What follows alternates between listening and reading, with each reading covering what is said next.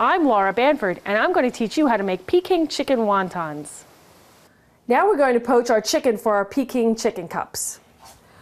Poaching is a very reliable method and involves water and aromatics, and of course whatever you're poaching. In this case it's chicken.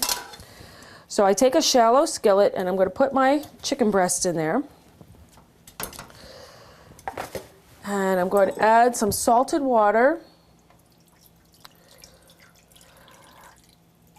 And you don't want to cover what you're poaching. You want the tops of the chicken breast to peek out. You're not boiling them, you're just poaching them. So you don't want them submerged in water. I'm adding my aromatics, some celery sticks. I have these pretty little pearl onions. Any kind of onions will do.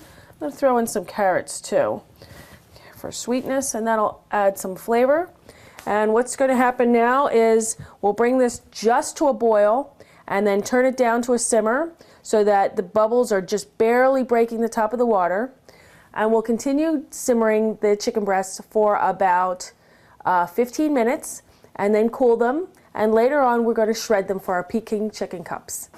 In the next clip we're going to talk about wonton wrappers.